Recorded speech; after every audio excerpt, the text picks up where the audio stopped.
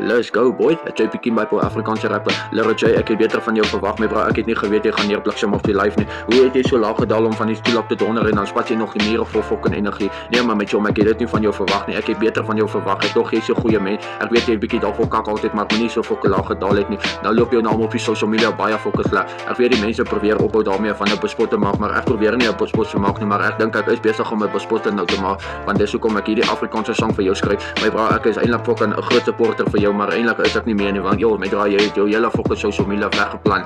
Ek het beter van jou verwag. Ek weet jy is nou super excited om jy nou vir Franna gaan aanvat, maar dit beteken nie jy moet jouself in 'n koma indrink en fucking 'n joint in jou mond hê en dan jouself bombe terug nie. En dan op die einde van die tyd klim jy op 'n bloody life en dan as jy weer sien dan val die as op jou hemp met die sigaret en as jy die as probeer afkry dan fucking push jy van die stoel af en dan sien jy net fucking aflei jy neer op die grond. Die stoel onder jou gat uit en jy lê op die grond en die mure vol energie gespan. Nee my bra, ek het beter van jou verwag. Nee man, Lil J, kom beter reg asseblief my bra. Ek weet dat mense is altyd super excited as jy jou naam trots en goed kan hou in die sak, maar my bra, ek het beter van jou verwag. Moenie jou naam so dik deur die modder veep nie. JP Kimba, Afrikaanse rapper, wissing Lil J.